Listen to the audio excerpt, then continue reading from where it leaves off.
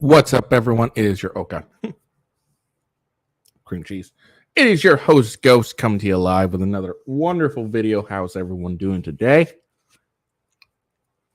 I am doing well myself. We've got a few things we're going to talk about. Newsom admits the truth behind his San Francisco cleanup. Biden has his Biden's humiliation. I can't even say a fucking word, apparently. Biden has his humiliation continued by both voters and himself. Can't believe it took me forever to say that goddamn word. Apparently, I have issues with it. Anyways, yeah, so there we go. New York is collecting data from, via and conducting mass surveillance of social media. This is the same state that says that you need to show your social media before you can purchase a firearm, or was it having concealed carry permit? I can't remember. A teacher tweets or posts every day is an opportunity to force kids in public school to be gay, and that has sparked some outrage, fortunately. Surveillance shows why Chicago is a garbage city. A viral video is going on, kind of shows the idiocy of people. Vivek Ramaswamy humiliates Chris Cuomo in an interview. And this wasn't on the agenda, but I saw it last night. Ben Shapiro slams at real Candace Owens, sorry, I'm reading her tag, over her stance on Israel, I think, but could be something else. But yeah, he slams her on something. So, towards the Arab Hamas-Israeli conflict. So that's the topic for the day. The last one might be interesting to see. I didn't watch very much of it.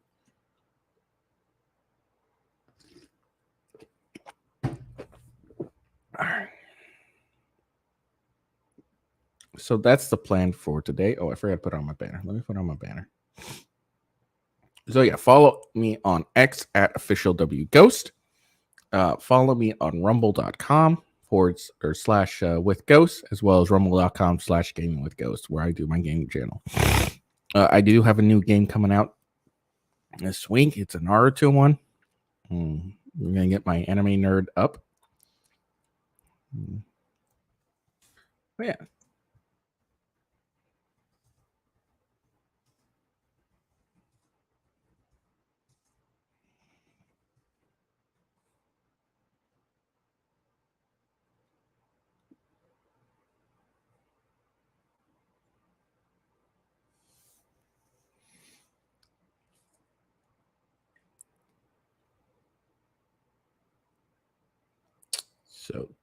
So those are the topics. Follow me there. Check out Coffee Brand Coffee. My links are in the description, my referral code and coupon code. So check those out. It is I would say the best way to not really support me, I guess. But no, they're great coffee. You should definitely check it out. It's quite delicious and yummy. I do enjoy it. My favorite is the French toast flavored coffee. And sorry. So yeah, that's my favorite. You should also check if you don't like coffee. I mean, they have dark roast, light roast, all that stuff, bourbon, Rocky Road. But my favorite is the French toast. You should also, if you don't like coffee, they do have teas as well as hot chocolate. Winter is here. Freeze my ass off in my basement while my heater's kicking on, and it's like in that spot where it's like too cold for me it's gonna be too warm for me to put on my jacket I have here. But it's also still freaking cold because I have a weird body temperature. But yeah, there we go. Yeah, they also have snacks if you're, nuts and saltwater taffy. So check out Coffee Brand Coffee. I gotta get better at advertising. All right, let's get into today's topics. Like I said, Gavin Newsom has admitted the truth behind the cleanup of San Francisco. And it is wild if you have heard it. There we go.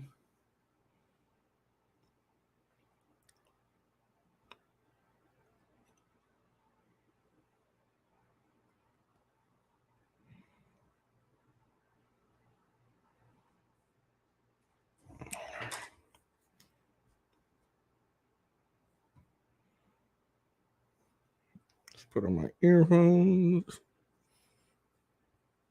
I got a quick video we're going to listen to, and then we're going to read an article about it. So, folks say, "Oh, they're just cleaning up this place because all those fancy leaders are coming into town." That's true, because it's true. But it's also true for months and months and months prior to APEC, we've been having different conversations. Folks say, "Oh, they're just cleaning up this place because all those fancy leaders are coming into town." That's it. And then he tries to it's true, but also, no, that's the only reason you did it. Let's be honest, because you've had months, and it didn't take them very long to clean up San Francisco. It really didn't.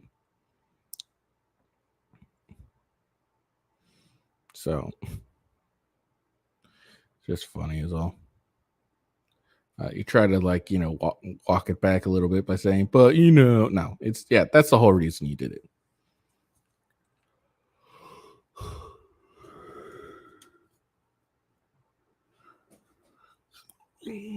All right. Newsom admits San Francisco cleanup was only because fancy leaders are coming true. That's true because it's true, as we heard him say. And look, let's be honest. Again, that's the only really reason they did it, because, well, if you looked,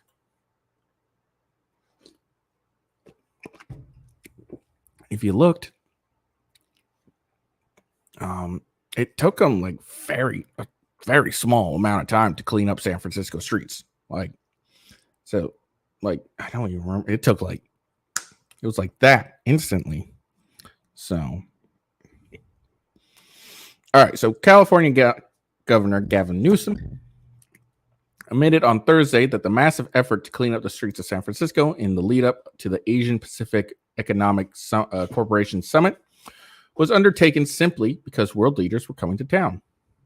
Golden City has been criticized by residents and visitors alike for years now over its rampant homelessness, open-air drug use, and general disarray, problems that Newsom vowed to address for the good of the people.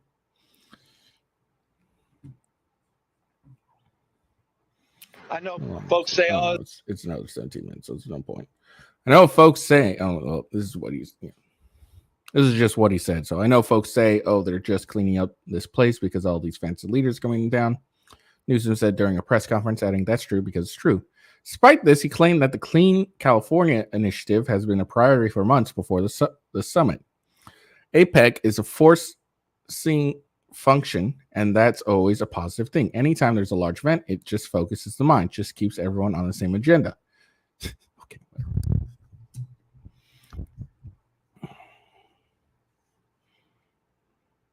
The goal here is that this is not a situational commitment. This is a long-term strategy. It began in July of 2021. And momentum and directional, we want to continue to see these kind of projects up and down the state. Over 3,000 encampments were cleared as part of the initiative. However, not everyone was thrilled.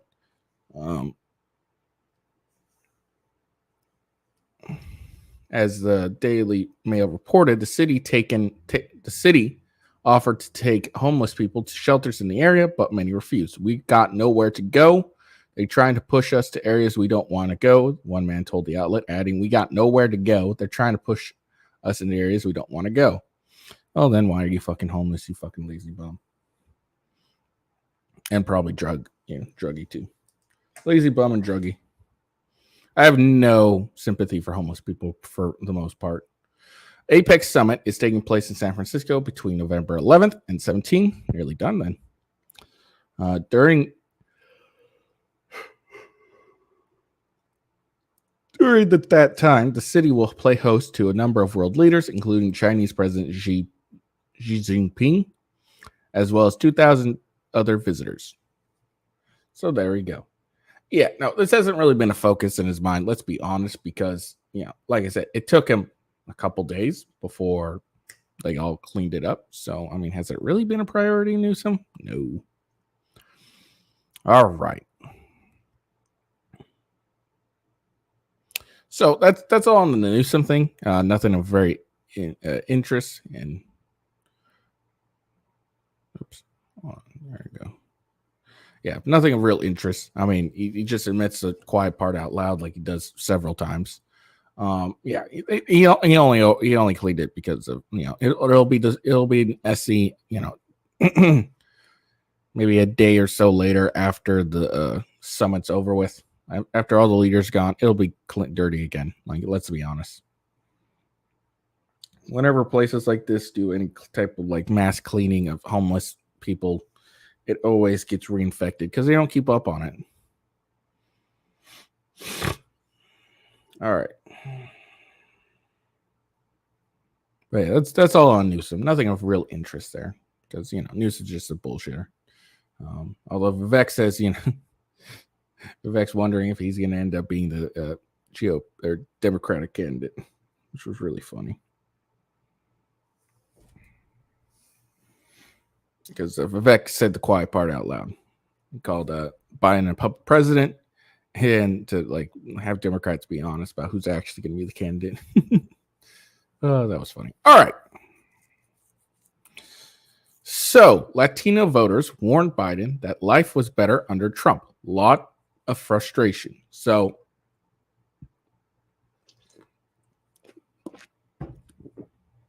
this one's Latino. We got another one on black voters. So, both black and Latino voters, their general target of Democrats are even admitting.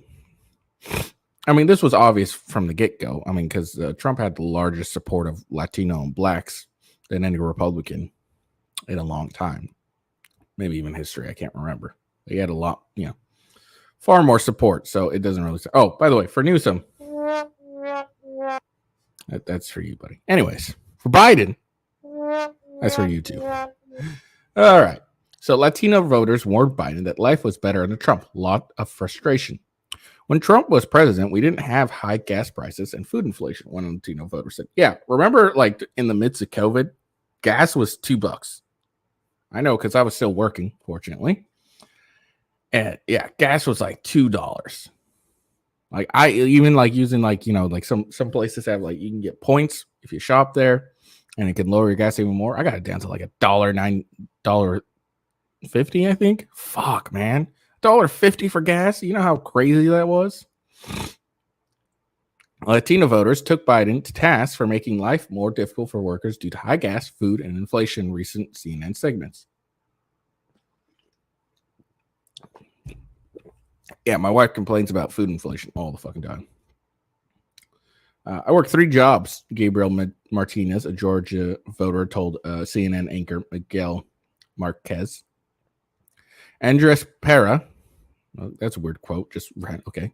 Andres Pera, the program manager of the Galileo Impact Fund, said the voters were up for the grabs by both parties in the upcoming 2024 presidential election.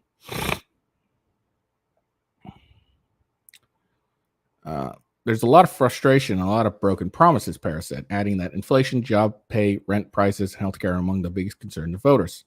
Another voters, Juan Jose Patillo, said that work is the biggest concern for voters in Georgia.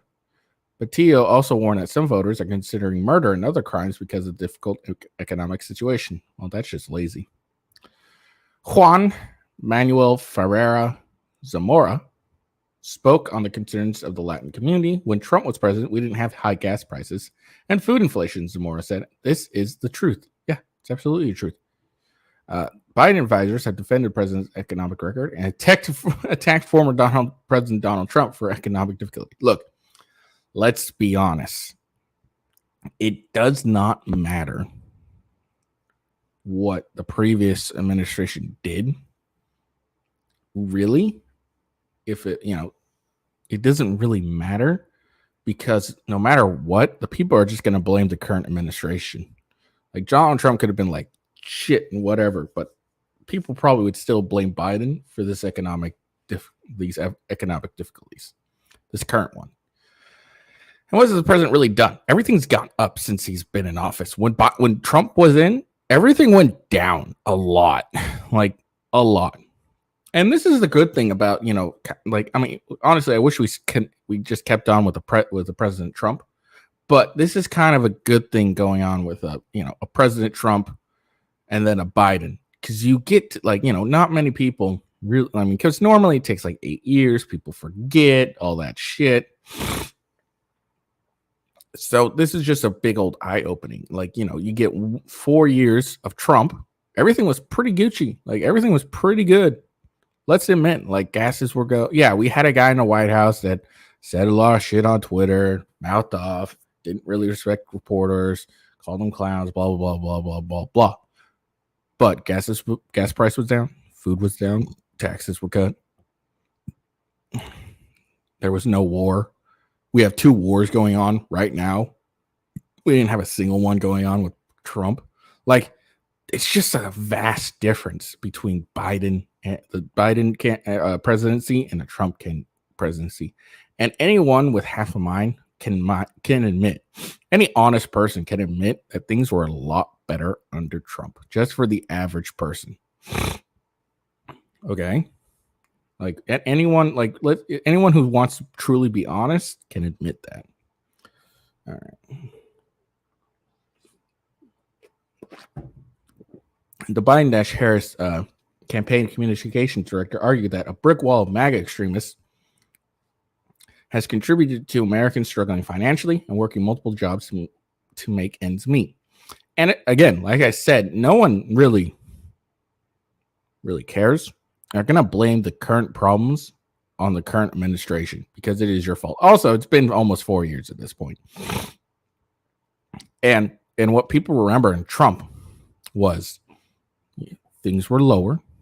Probably didn't have to work as many. I'm willing to bet. I mean, not admit, but I'm willing to bet working multiple jobs came during the Biden administration, not during the Trump. Maybe at the end of the Trump, the final year, because of the COVID shit. Maybe, and not even probably. But I'm willing to bet more people had to get multiple jobs during the Biden era than the Trump.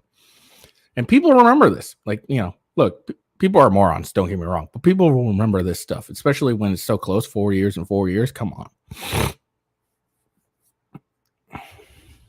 That's precisely why we need another 4 years to continue to finish the job, right? I think it's important, too, that the president, of course, wants to get all this done. But we have to be honest about the brick wall of MAGA extremists that we continue to run into when we're trying to get things done for the American people. Biden campaign official Michael Tyler told CNN's Victor Blackwell on First of All with Victor Blackwell on Saturday.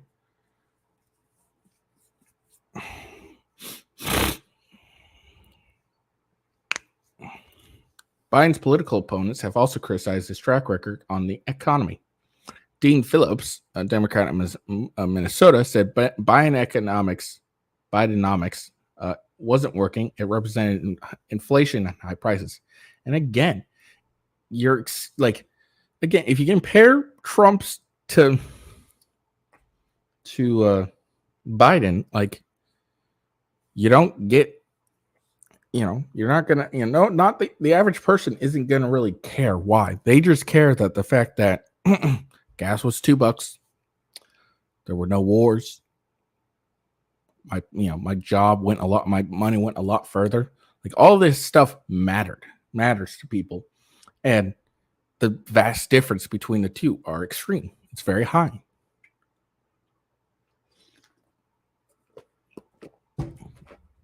There's a reason why Biden has such a low approval rating. Bidenomics is not working. It's actually the opposite. Represents inflation, high prices, he said.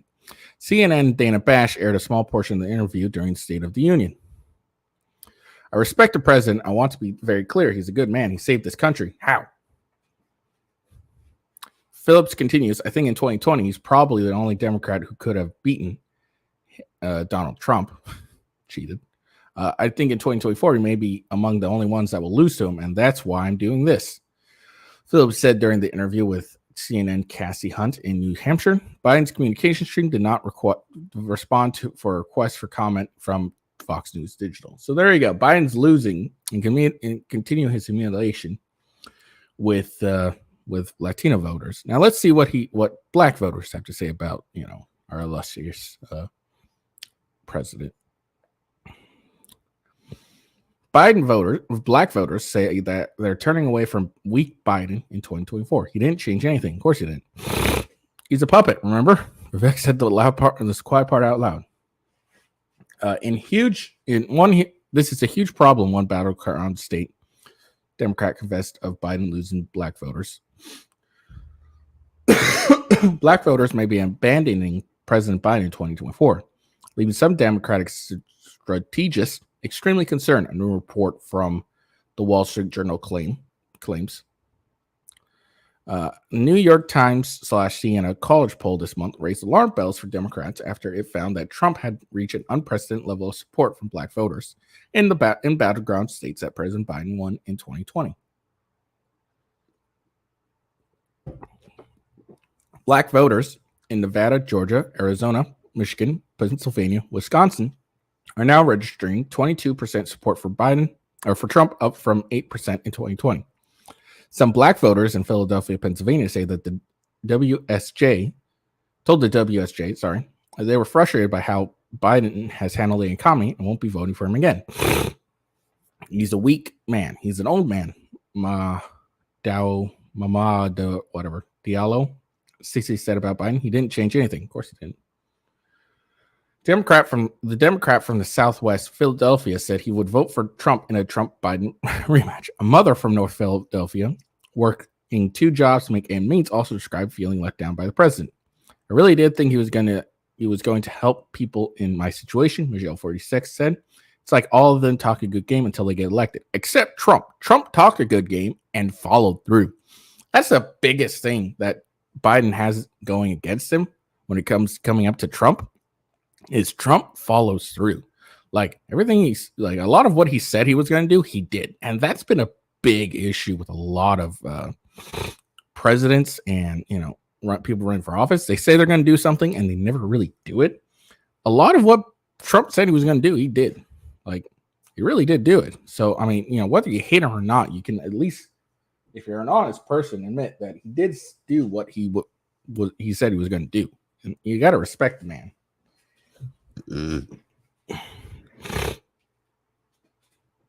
Smith said she voted for Biden in 2020, but won't vote for him again due to high inflation, higher rent prices, and a feeling of being ignored. The report said, I think I'm not going to vote, period. She confessed. Well, that's dumb. Look, if you're going to vote, and you have to vote between the person that things were fairly good under and the person where things are pretty bad over, you should vote for the person that things were pretty good under. Regardless of whether you like the guy or not. This isn't really a popularity contest. It's about who did a good job. We can compare who did a good job, Biden or Trump. It's 100% Trump. Let's be honest. So this whole I'm not going to vote period is dumb. You're not, contribute to the success of the Trump campaign.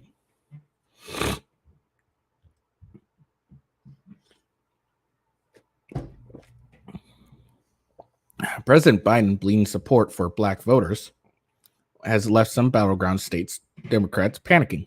I am absolutely concerned. Frankly, I'm extremely concerned. One elected Democrat said in the report, this is a huge problem. A poll from May showed only 41% of black adults said they wanted Biden to run for a second term, and just 55% said they would likely support him in the general election. These figures starkly contrast with his first few months in office, when 9 out of 10 black voters approved of the job he was doing. Local Democratic leaders in Philadelphia have made efforts to discover the reason why black voters are leaving the party or abandoning Biden in 2024. Because he fucking sucks. Pennsylvania State Senator Vincent Hughes says he's conducted a canvassing effort to reach out to the 25,000 low turnout voters in his district to see why they aren't interested in voting. He told the WSJ he's trying to encourage black voters to see the glass as half full instead of half empty under Biden. Now, look, again, this is what people care about. Their money actually meaning something. Their gas prices being low so they can get to work, their cost of food, and I already said that. So, these are things people care about. And when things like this suck, you're going to have some issues, dude.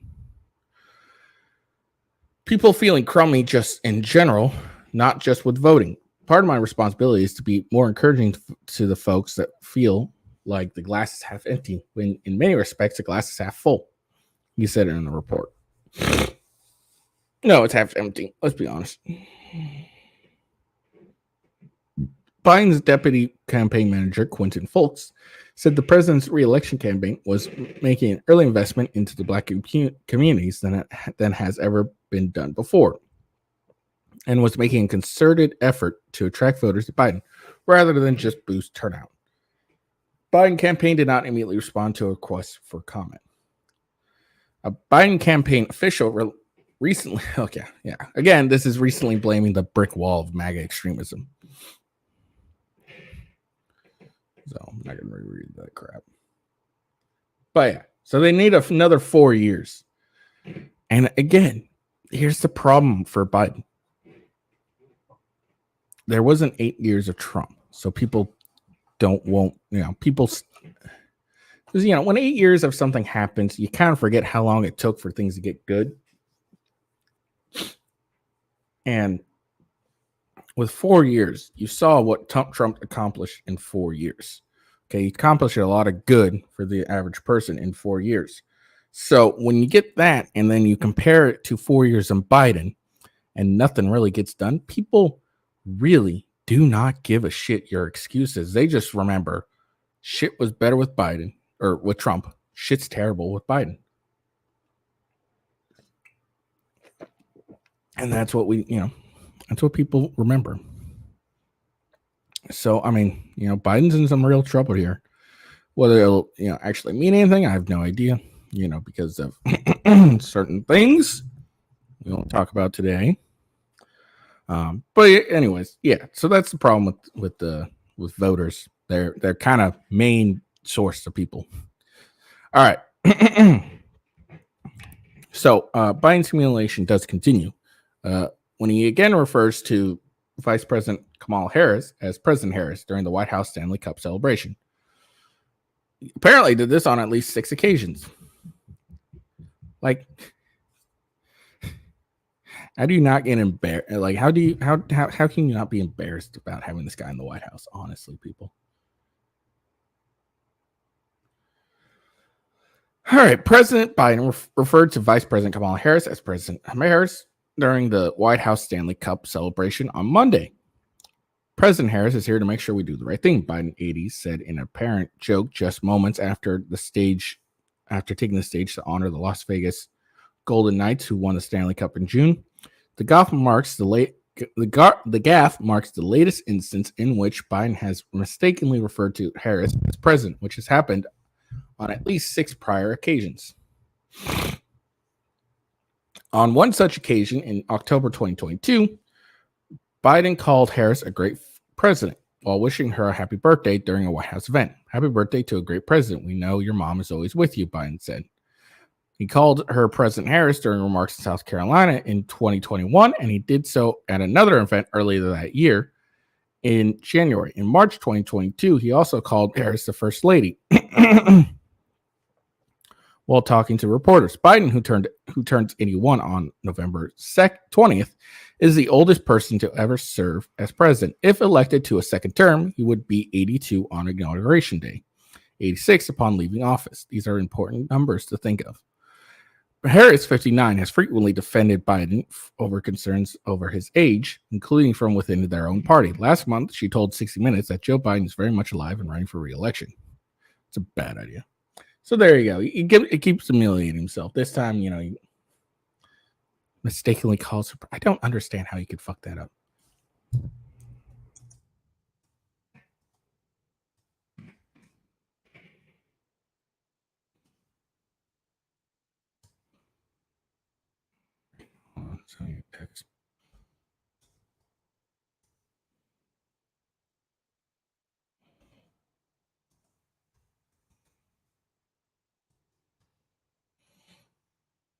All right.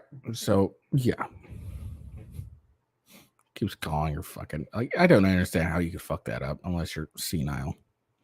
All right. So apparently, New York State will now collect data and conduct massive surveillance of social media. Re-education camps are coming. Oh, here we come. This is from End Wokeness.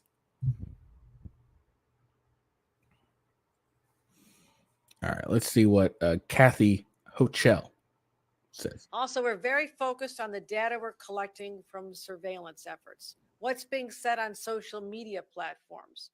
And we have launched an effort to be able to counter some of the negativity and reach out to people when we see hate speech being spoken about on online platforms. Our media analysis, our social media analysis unit has ramped up its monitoring of sites to catch incitement to violence, direct threats to others. And all this is in response to our desire, our strong commitment to ensure that not only do New Yorkers be safe, but they also feel safe. Because personal security is about everything for them. As I said, no one walking down the street or in the subway should feel they have to hide any indications of what their religious beliefs are. We expect to see people celebrating their lives, walking about freely.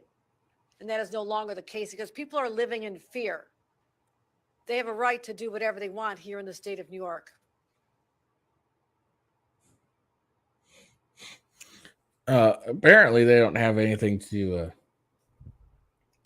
She says nothing to fear, but apparently, can't say whatever the fuck they want on social media because you'll be monitoring them. Let's listen to that last part again. About freely, walking about freely. And that is no longer the case because people are living in fear. They have a right to do whatever they want here in the state of New York. Okay. Obviously, she means the right to just, without having to live in fear. They have a right to do whatever they want in the state of New York on this. Yeah. Also, so they have a right to do whatever they want in the state of New York. All right. Well, look. Logically, obviously, anyone hearing this would think, "Oh, she means without interfering with other people's liberties, et cetera, et cetera, et cetera." But it's just a dumb thing to say because people are gonna think, "Oh, I can do whatever the fuck I want in New York," because people are morons. But yeah, they can do whatever they want except express their opinion on social media. Apparently, that's another dumb thing. She just went into this, mass surveillance on social media to ensure people aren't being quote unquote hateful, et cetera, et cetera, et cetera. And then she later on says people have the right to do whatever they want in New York. Apparently, that doesn't include expressing their opinions, being quote unquote hateful or expressing dislike of certain groups. So, New York governor, that's an L for you. What is this shit? Oh yeah, you can look. We're gonna monitor your social media and everything like that, but you have the right to do whatever you want in New York. All right, bruh. So there you go. So New York, apparently re-education camps are going to be coming here. Dear Lord, New York City and California. Well, yeah, New York, not New York City. Well, I guess more New York City. Let's be honest, more New York City. And California are just going down the toilet. Let's be honest. Let's really be honest. It's all down the toilet, down the drain. If you're living there, you should just be like, be looking around at every corner, just.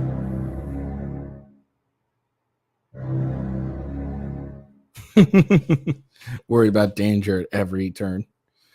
Sorry, I'm having fun with my stream deck because I finally got it working after fucking months. All right. So now we're gonna check this out. This isn't anything up here. This isn't anything, but I got a couple articles about this broad. So this is an actual elementary school teacher. I have confirmed this because I've looked her up and I have some news articles about her. So we will watch it.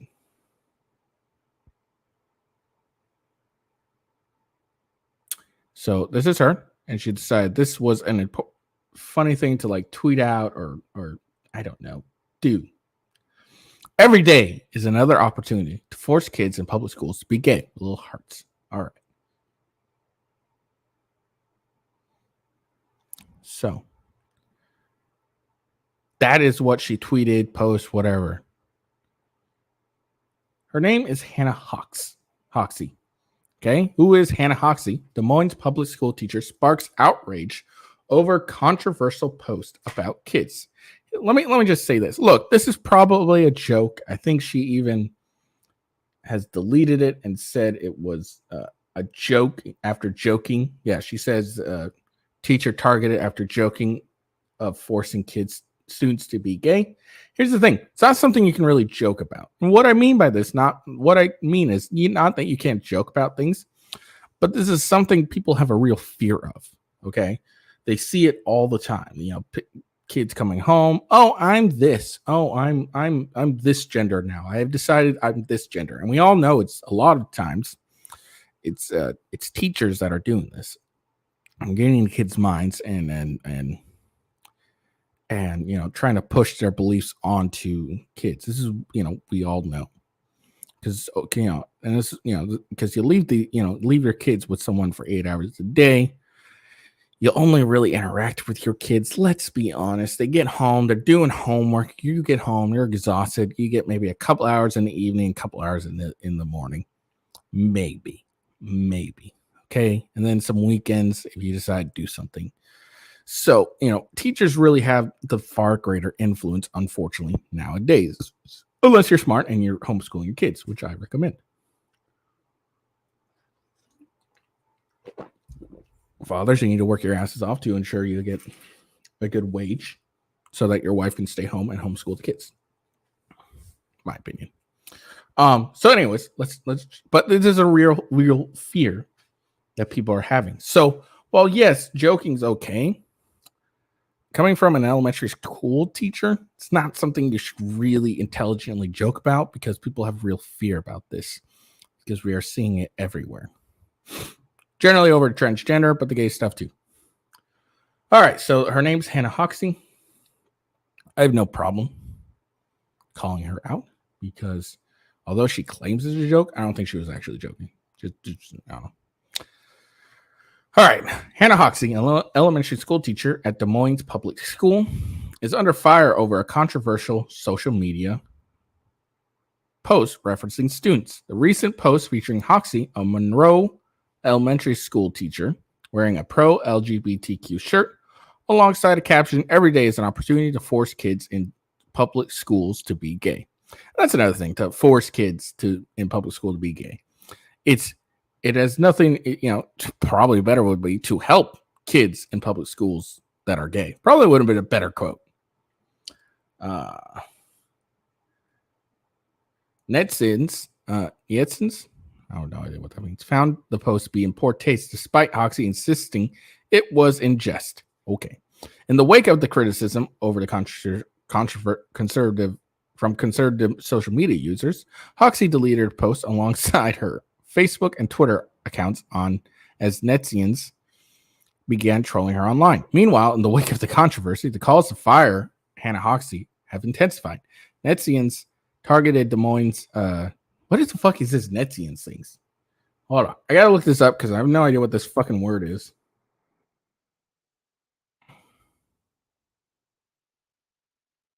Oh, users of the internet. Okay. Apparently that's what that term. I have no idea. God, I don't know, whatever. Targeted to target Des Moines Public Schools Twitter account to express their outrage and demand the resignation of the employee. Social media says, how much more evidence do we need to give the people that say that this stuff isn't happening before they actually begin to believe us, so that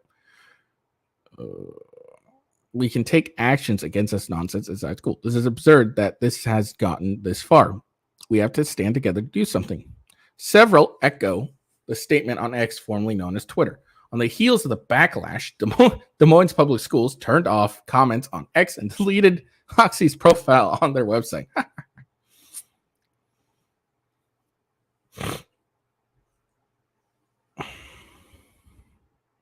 As Hannah Hoxie faced widespread criticism for the post, she defended it by stating it was in jest, seemingly ridiculing a new state law that restricts the instructions of LGBTQ topics in schools over conservative beliefs that schools purportedly indoctrinate kids via topics like critical race theory and gender studies. Supporters of the bill restrict LGBTQ related content, argue that parents should be allowed to determine their children's access to such information as is inappropriate for kids. Yeah. Is that really hard to be okay with? In March 2023, Iowa State Representative Skylar Wheeler, the Republican who sponsored the state parental rights law, told the Des Moines Register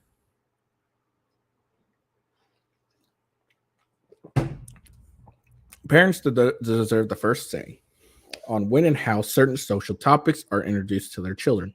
Parents should be able to send their children to school and trust they're being educated, not indoctrinated. Yeah, absolutely. Like, look, like schools have become more indoctrination than actual educational. I mean, gender studies, critical race theory, these aren't things that are important.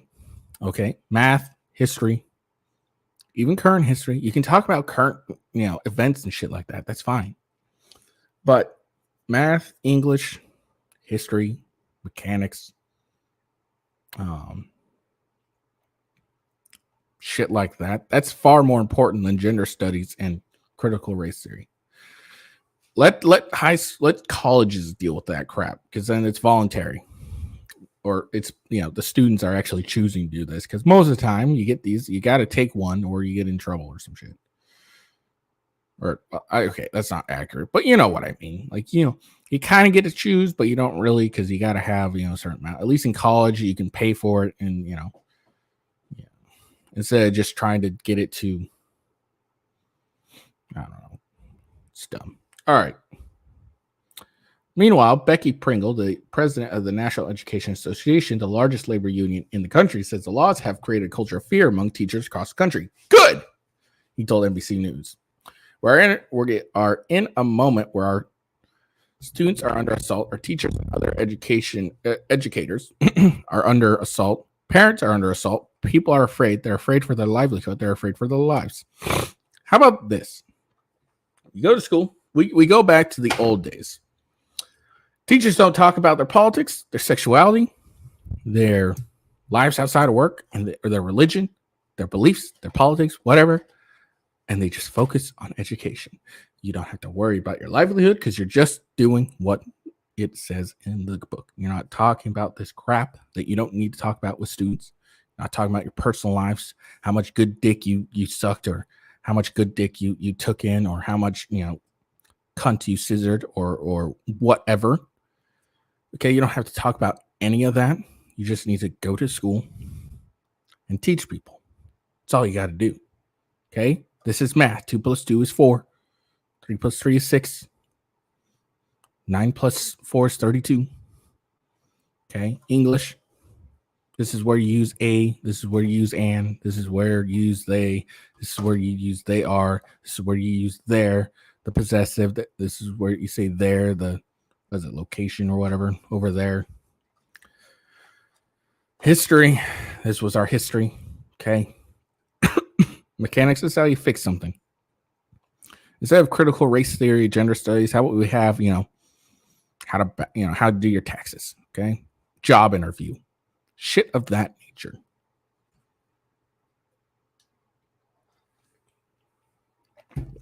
instead of pushing your politics and shit on kids. All right. Des Moines Public Schools issues apology over Hannah Hoxie's post. Superintendent of Des Moines Public Schools apologized for a social media post from Hannah Hoxie. While the school did not name the teachers, they said it was wrong for an educator to make the post. The superintendent, Dr. Ian Roberts, said, "It shouldn't be needed said, but perhaps it must. Our school and teachers are focused on providing a quality education to our students, which does not include encouraging or forcing any student to identify with any specific sexual orientation." The school refused to disclose further details about the teacher, stating there has been threats of violence against the employee. Now, look, that's not okay. You shouldn't be threatening an employee. Look, all right, despite what I said, look, she honestly was probably just trying to make a joke of things. It's not a smart thing to do, is the thing. It wasn't a very intelligent thing to do, to make a joke out of this, because this is a real fear a lot of people have. Okay, and it's a very valid fear. Because of all the crap that we're going through nowadays with transgender shit and everything. All right.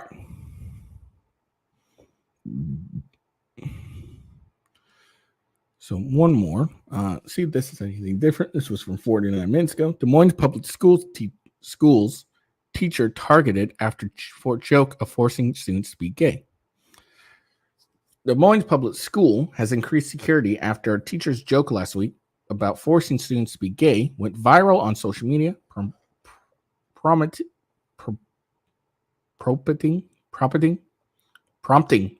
fucking hell, I can't believe, a barrage of complaints and threats. All right, I'm not going to read that part. Because of harassment and even threats triggered because of the employee social media posts, we have increased our public safety presence at the school, notified law enforcement, said Phil Roeder, the district's spokesperson. Officials have not named the school. Threats came after social media accounts for Libs of TikTok, run by far-right influencer Shay Raychick, posted screenshots Friday from the staff's social media post with the caption, "This is an actual elementary school teacher at DM schools." How dare you, Libs of TikTok, for reporting the truth? Something someone else posted on their own social media platform. How dare you share that? It's all your fault. Several commentators called for the staff members. Now, to be fair, that's how I found this. Not gonna lie. Several commentators called for the staff member to be fired. Des Moines Superintendent Ian Roberts released a statement Friday addressing the unnamed staff member's post and ensuing controversy. "This is a poor attempt at humor and sarcasm," Roberts wrote, and as we know, attempts at humor and sarcasm, especially online, can be easily misunderstood. The employee was wrong to make this post and has realized it was a mistake and it was removed. No, she didn't realize it was a mistake. She realized, oh shit, I'm getting a lot of hate for this. I should probably fucking delete it. It wasn't like she didn't realize this was a mistake. And again, we shouldn't be, people shouldn't be targeting and, threatening someone over a post and everything like that. But look, it was a very poor, joke. It wasn't it's not funny at all. Well, I guess that's relatively speaking. But one, it's something that people have real fear of, and it's not a good idea. A district personnel office has been tasked with working with this employee. It shouldn't be needed said, but perhaps it must. Our school, okay, I already read this. The Des Moines Education Association declined to comment on the situation because it is a personal matter, instead referring to the Des Moines Register to Robert's statement. District officials said they're taking the ongoing harassment generated by the Libs of TikTok post seriously. Okay, let's be honest. It's not the Libs of TikTok post. It's the teacher's own post that was, I guess you could say, retweeted by Libs of TikTok. Yes, Libs of TikTok has a far-reaching, like a far greater reach, but it's not. It's Libs of TikTok Libs of TikTok for showing the post that the teacher like that Hannah Hoxie did herself. From staffing to technology training, DMPS invests a great deal of resources to ensure the safety and well-being of our students and staff. In this situation, we are not taking anything for granted in light of the well-documented disruption this anti-LGBT group has triggered elsewhere. Oh my God, around the country. Now, look, I don't know her views on this. Chaya Raychick or whatever lives at TikTok. I don't know her views on this. I don't think she's anti-LGBTQ. I think she's more pushing in kids' faces. I think she's probably far more that than actually anti-LGBTQ. I could be wrong, but I don't think she's anti-LGBTQ. You know, I don't think she's anti them. She's more, hey, maybe just leave the kids alone and let them be kids instead of trying to push that shit in front of them. And then also, you know, posting the ridiculous things they say themselves without being prompted to.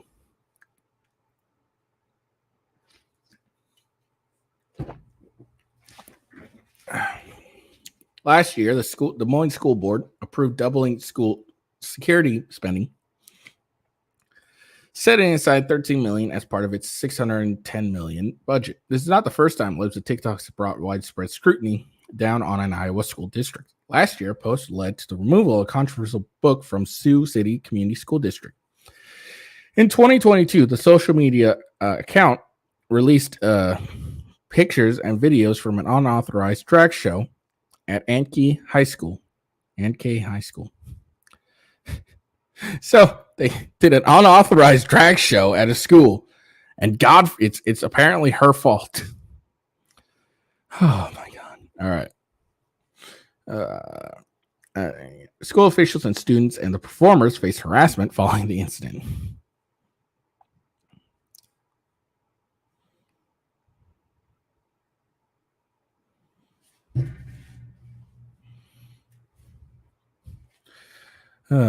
One of our school employees made a social media post with a photo and caption that read, "Every day is another opportunity to force kids in public schools to be gay." This is a poor town. Okay, I want to be clear. All right.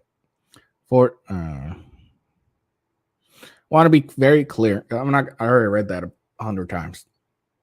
I want to be very clear. Des Moines Public Schools is an open and accepting place for our students, staff, and family. We are proud to be the most diverse school community in Iowa, welcoming everyone regardless of their race, ethnicity, religion, gender, or sexual orientation. Unfortunately, an online anti-LGBT group has taken the employee's post and shared it widely on social media. Not blaming, like, this is such like a dodge of accountability. It's kind of fucking funny. Like, it's the teachers who posted this publicly. Okay, just because Lives a TikTok retweeted it, it's not really her fault. She's just sharing what is going on. It's your own teacher's fault.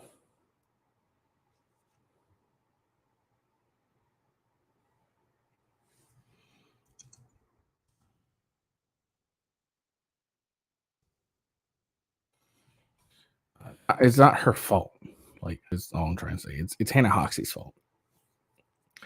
This has created countless and unnecessary disruptions, including harassments and even threats. Now, again, threats aren't okay towards this employee and others within the district. This shouldn't need to be said. Okay, so there you go.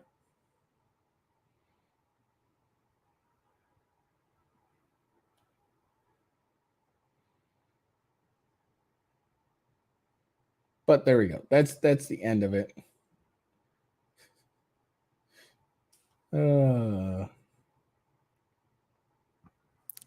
Blaming the Libs of TikTok for something your teacher did or your own employee did.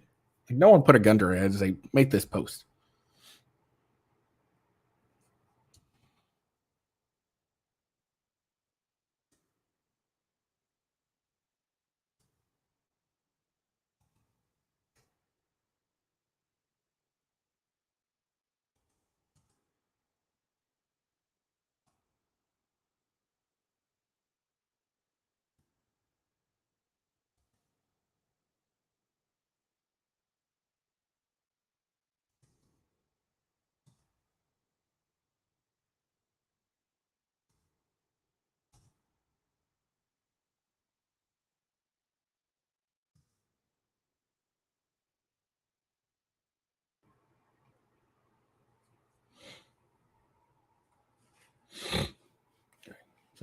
Posting something. All right.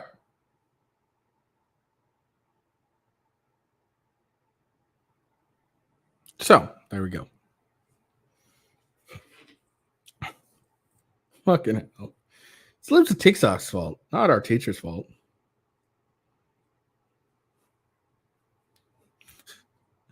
What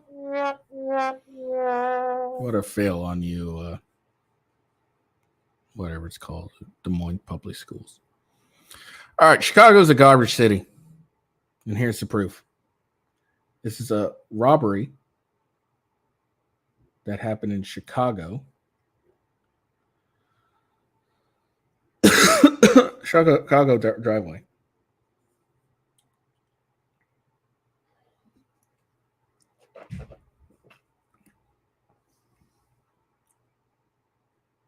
Is this real? Is this really happening? You see them throw Michelle down, grab her purse, point their guns at her. At one point, one appearing to hit her. Her daughter ran into the house screaming. Good for her daughter. Blood-curdling screams. It's just something I'll never forget. Jeff Pettiford ran outside to help his wife. That's when he says one of the men put a gun to his head. Turns out they wanted one thing. I said, where are the keys? Where are the keys? And she's screaming, in my purse, in my purse. They weren't leaving without a car. No. Jeff pointed them to his Audi with the key fob already inside, and the men drove off. Chicago police say the carjackers haven't been caught yet. Shocking. Marking a stunning trend. New FBI data shows while most violent crime fell less. All right, so there you go. So apparently in Chicago, you gotta be real careful. Chicago. That's why you need a fucking gun. Blam, blam. AR-15 solves all problems. Michelle Pettiford and her 12-year-old daughter. I'm so glad the daughter was able to run inside and get safe. Michelle Pettiford and her 12-year-old daughter were returning to their Chicago home from volleyball practice last week when two men ran up to them and demanded the keys to the family's car. In a video captured by surveillance cameras on November 2nd, Pettiford is heard yelling, "They're in my purse," as she's held at gunpoint and thrown to the ground. Her daughter ran inside screaming and dialing 911 once she got upstairs. You hear about blood-curdling screams. That's just something I'll never forget. Jeff Pettiford, who ran outside to help his wife, told NBC Chicago. One of the men put a gun to Jeff Pettiford's head and tried to offer them money, but they only wanted a car. He helped them start his Audi, but said they kept asking for a key because they didn't understand that the vehicle used a fob. The men fled the scene in the car. When they came at me, I looked at them. They weren't afraid, Jeff Pettiford told NBC Chicago. It came running directly at them, and the thought was, "Oh no, let's get out of here. Let's turn around and potentially shoot this person."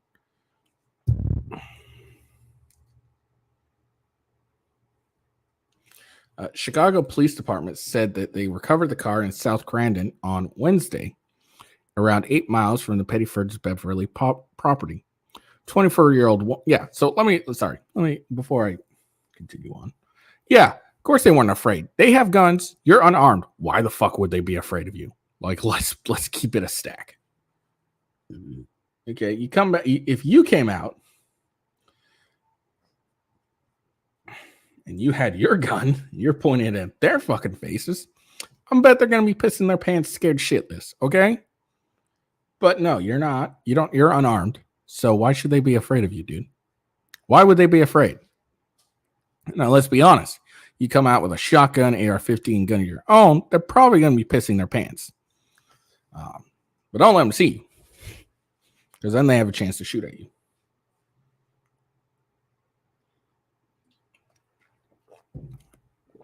Now, see, I want to point this out because I covered this on my show yesterday. This is directly different than the guy who pulled out a gun and fired a warning shot on the New York City subway. Okay. That guy wasn't offering a deadly threat. So his use of a firearm, like shooting it at least, was not reasonable. even if it was a warning shot, which is why he got caught with a reckless endangerment charge. These guys, on the other hand, they have guns. They're pointing at his wife. If he went out, aimed an AR-15 or a gun, preferably an AR-15, and shot and killed one or both of them, it's 100% justified. They're already pointing a gun at his wife. That is automatic. And the second you point a gun at someone, it's automatically assumed it's a deadly threat. Okay, it's assumed, you can reasonably assume they're going to shoot whoever they're pointing the gun at. So you can reasonably use self-defense. So if he came out and shot these fuckers, well, then guess what? Self-defense. But Chicago has the strictest gun laws. But guess what? They have the strictest gun laws. But they have the highest crime in the city, in their cities. Or in the city. In their city. Chicago's a city. Sorry. So, anyways, continue. They recovered the car. A 24-year-old woman was placed in custody for misdemeanor trespassing after she was found inside the car. Police said that they are still looking for the two suspects.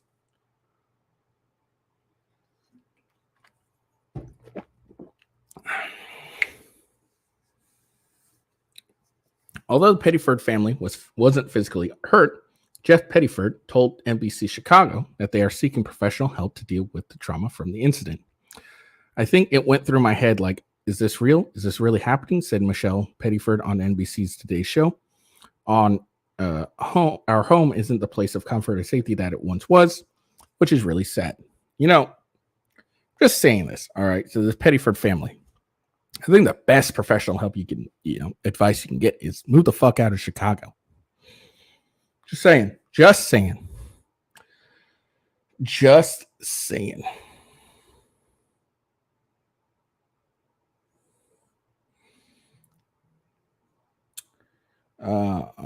Okay. According to the FBI 2022 crime report, carjackings increased by 8% from the previous year, and nearly 90% of the incidents involve a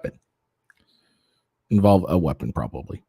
Bayford family carjack comes just weeks after Texas Representative Henry Keeler was carjacked at gunpoint at a mile from the nation's capital.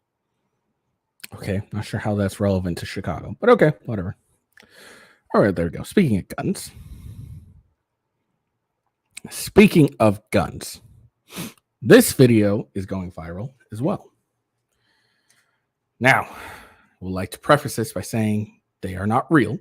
Nothing, they are props. They're realistic looking props, but this is a bad message.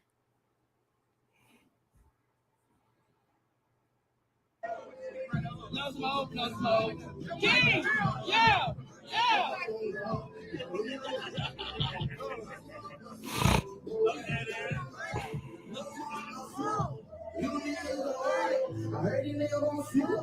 Yeah!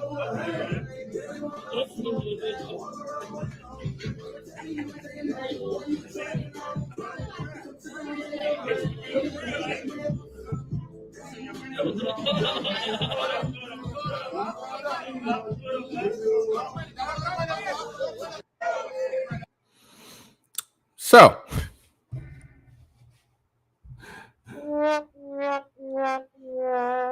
the bad look for you guys. Look, it's a party. Yeah, these are fake and everything like that. I get that, but it's a desensitization of a deadly weapon, and that's the problem. They're here dancing, got the gun, no trigger discipline, pointing at people, trying to be like hip hop stars or some shit like that. This is, they're making a joke, desensitizing about it, acting ooh. And look, okay, you do this with a fake one, and these are realistic looking fakes. Kid might, these kids one day might pick up a real one, think the same thing, and accidentally shoot someone. That's the real concern here. They're listening to hip hop music, mimicking the hip hop shit and all that stuff. This is a problem in the black community. They listen to a vast majority of hip hop. I mean, this guy even says, Jason Whitlock, hip hop is poison. We're feeding children poison, presenting its culture. It's black people, black community. I mean, they like hip hop. Nothing wrong with that. But, it does show, It's not. I mean, come on, watch a hip hop video. You know what I'm saying here. And this is what it is. They're dancing, hip hop. Ooh. It's just dumb. Like, also, what happened to a normal kid's birthday party where pinata? You have money to buy like a fake prop gun, realistic one, probably pretty penny. Some fake cash and shit to pretend to be in a hip hop video. What happened to like a regular bouncy house clown, pinata, shit like that? Like, when did that become not good enough? All right, let's continue. This one's going to take a bit, so I'm going to skip to my other one, which is the Ben Shapiro one. And that's just because this other one's a 2-minute and this Ben Shapiro one's a 30-second clip. So we'll do that. So Ben Shapiro is talking about Candace Owens here. So let's listen. Yes, the question is about Candace Owens. I think her behavior during this is disgraceful. Without a doubt, I think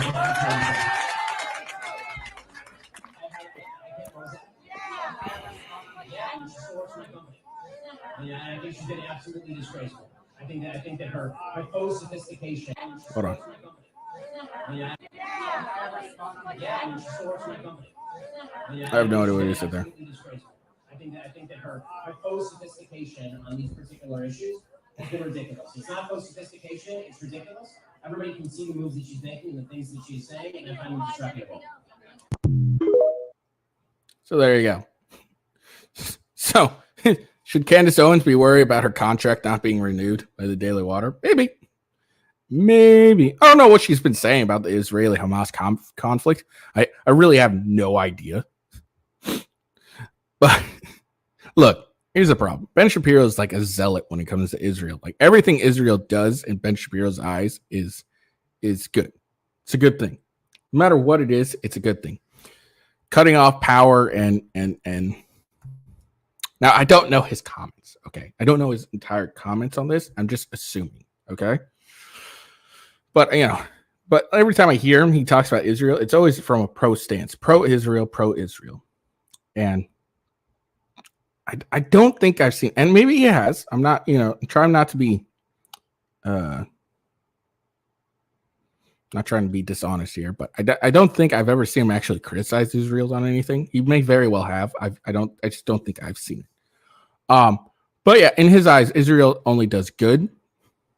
That's what I generally have seen.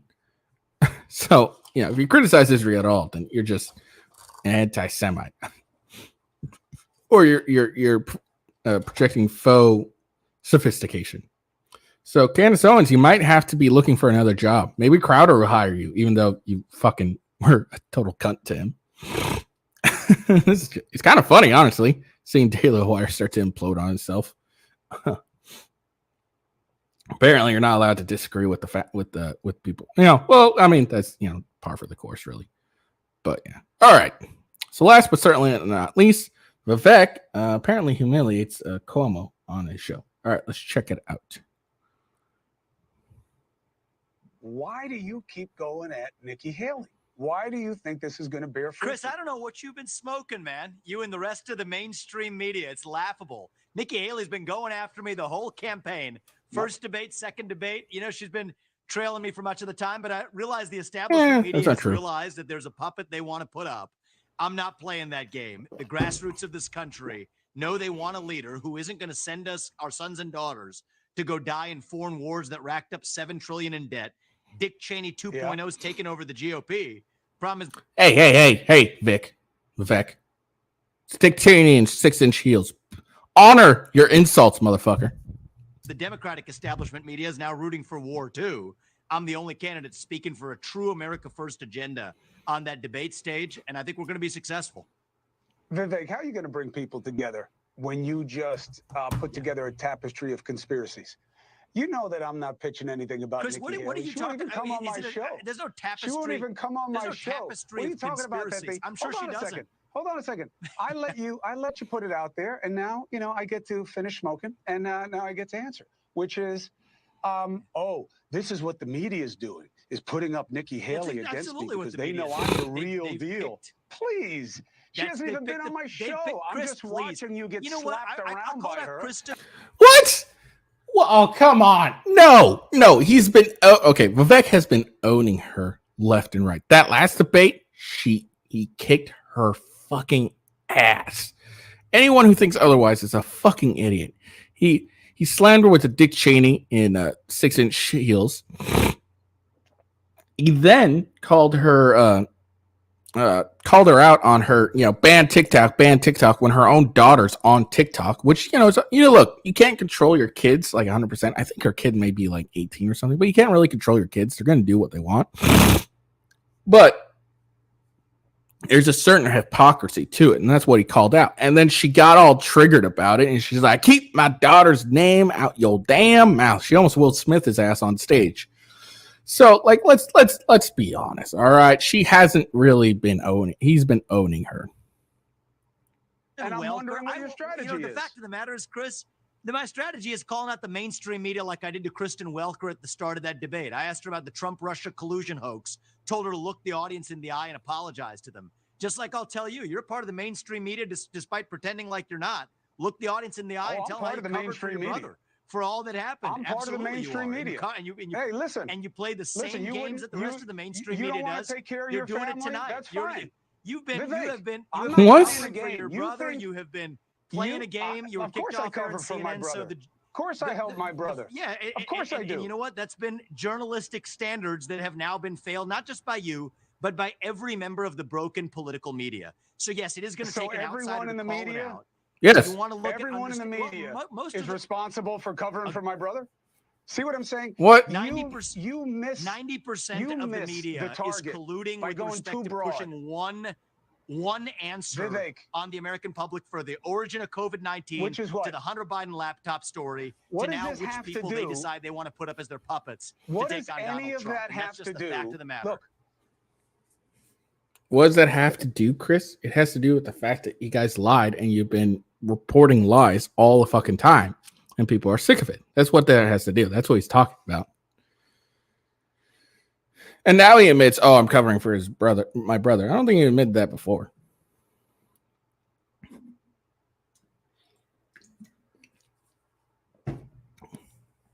Look, I like Vivek. I think he did great on the last GOP debate. He really owned Nikki Haley. And the fact that it hasn't jumped him up in the polls is really sad. And honestly, it's just because Nikki Haley's a woman, in my opinion, is the reason it didn't jump in. If he did that to fucking DeSantis and owned DeSantis as hard as he did Nikki Haley, DeSantis would have lost a few points and Vivek would have gained a few. So I think it's just because Nikki Haley's a chick. Because let's be honest, that 6-inch heels, Dick Cheney in 6-inch heels, and pointing out the hypocrisy of Nikki Haley was fucking hilarious, and her reactions were just as hilarious. Also, her comebacks were terrible. Like after the 6-inch Dick Cheney's 6-inch heels, she's like, "Oh, well, these heels are ammunitions." That was a terrible comeback. No one understands what the fuck that was supposed to mean, but whatever. That was funny. But anyways, like I was saying, I do like Vivek. I think he would be great. I don't think he's gonna be the nominee. I think he's gonna last for a while, but he's not gonna be a nominee. I think it'd be great to be in the administration of Trump, but I don't think he's gonna be the presidential nominee.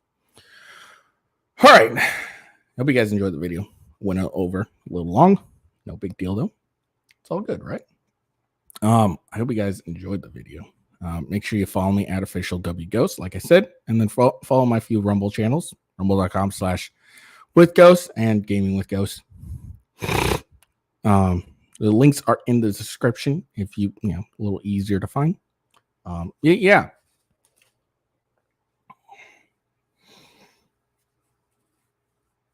Oh, sorry. Make sure you come and check out the video. Come and check out my daily show, 7 to 8-ish. More like 7 to like 8:30 for the most part. Hour and a half show. Not bad. But yeah, check that out. All right. Hope you all have a good day. Peace out. See you later.